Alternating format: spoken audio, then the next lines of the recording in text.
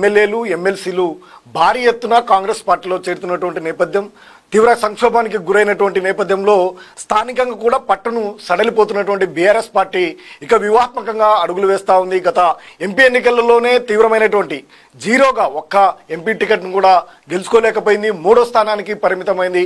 ఆ స్థానాల్లో పూర్తిగా బీజేపీ కైవసం చేసుకున్నటువంటి నేపథ్యంలో బీజేపీకి బీఆర్ఎస్ ఓటింగ్ మొత్తం షిఫ్ట్ అయిందనే ప్రచారం కూడా ఉన్నటువంటి నేపథ్యంలో ఇప్పుడు తాజాగా బీజేపీతో బీఆర్ఎస్ మంతనాలు జరుపుతా ఉంది.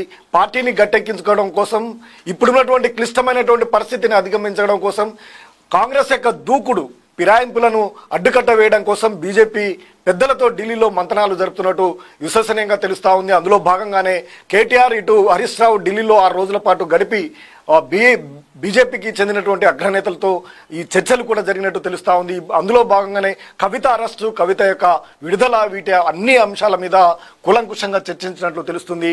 కాంగ్రెస్ పార్టీకి వ్యతిరేకంగా ఉన్నటువంటి బలమైనటువంటి శక్తి బీఆర్ఎస్, బీజేపీకి కూడా అవసరమైనటువంటి నేపథ్యంలో రెండు పార్టీల మధ్య ఈ మంతనాలు జరుగుతున్నట్లు తెలుస్తా ఉంది. రాష్ట్రంగా మంతనాలు జరుగుతున్నటువంటి సందర్భంగా విలీనం చేసేందుక పొత్తు కోసమా, మరి విలీనం చేస్తారా, పొత్తు కోసమే వెళ్తున్నారా? 6 రోజుల్లో ఢిల్లీలో కేటీఆర్, కేసీఆర్, హరీష్ రావు కష్టాల నుంచి గట్టేందుకు ప్రణాళిక. రెండు పార్టీల మధ్య డీల్ కుదిరితే కవితకు బెయిల్, వలసలకు బ్రేక్.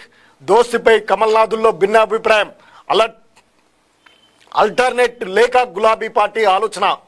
ఇప్పట్లో ఎన్నికలు లేకపోయినా బీఆర్ఎస్ కు లోక్సభ ఒక్క ఎంపీ లేకపోయినా, పొత్తుల అవసరం లేకపోయినా కారు కమలం పార్టీల మధ్య ఏదో ఒక రూపంలో దోస్తు కుదురుతుందని గులాబీ లీడర్లు భావిస్తున్నారు.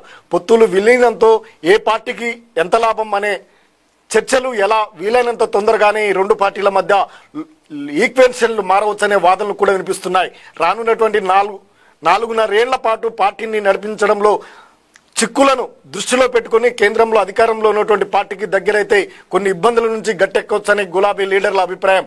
తిహారీ జైల్లో ఉన్న కవితతో ములాఖత్ అంటూ ఢిల్లీ వెళ్లిన కేటీఆర్, హరీష్ రావులు ఢిల్లీలో బీజేపీకి చెందిన ఎవరెవరితో ఎలాంటి మంతనాలు జరిపారన్నది ఇప్పుడు రాష్ట్రంలో హాట్ టాపిక్ గా మారింది. కేసీఆర్ ఇచ్చేటువంటి ఫీడ్బ్యాక్ తో మరోసారి అస్థిన బాట తప్పదేమోనే మాటలు కూడా వినిపిస్తున్నాయి. ఎన్నడూ లేనంత చిక్కుల్లో గులాబీ బాస్. అసెంబ్లీ ఎన్నికల్లో పవర్ కోల్పోయిన తర్వాత బీఆర్ఎస్ అనేక సవాళ్లను ఎదుర్కొంటున్నది. గెలిచినటువంటి ఎమ్మెల్యేలు కూడా ఆ పార్టీని వీడి వెళ్తున్నటువంటి నేపథ్యం. బీజేపీతో బీఆర్ఎస్ దోస్తీ కట్టాలని అనుకుంటున్నదా, వీలైతే పార్టీని విలీనం చేయాలని అనుకుంటున్నదా? గడ్డు పరిస్థితుల నుంచి బయటపడేందుకు ఈ మార్గం తప్ప మరొకటి కనిపించడం లేదా?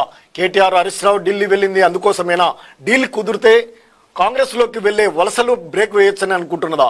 ఢిల్లీ లిక్కర్ కేసులో కలకుంట కవితకు బెయిల్ ద్వారా రిలీఫ్ దొరుకుతుందా?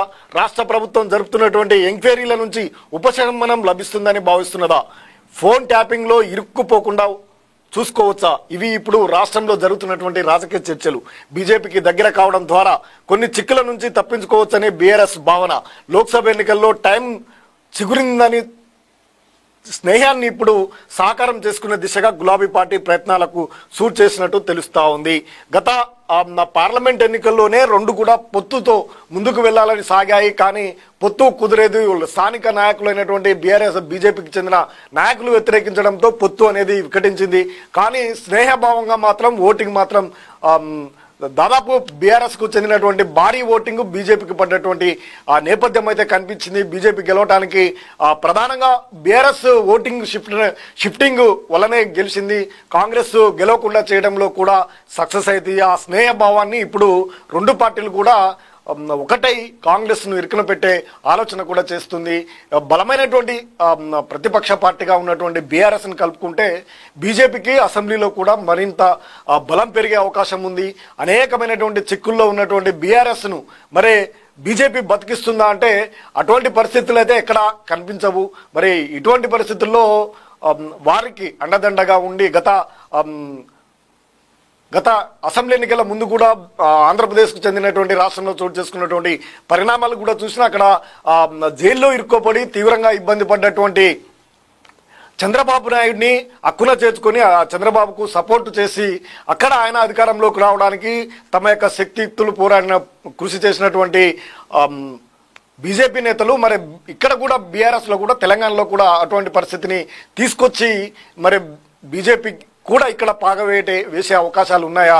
తమ సత్తాను ఇప్పటికీ భారతదేశ వ్యాప్తంగా కూడా కొంత ఇబ్బంది పరిస్థితులు ఉన్నటువంటి నేపథ్యంలో బీజేపీ కూడా ఈ ప్రాంతీయ పార్టీలను కలుపుకొని ముందుకు వెళ్లే అవకాశాలు కూడా ఉన్నాయనే అభిప్రాయం కూడా వ్యక్తమవుతుంది.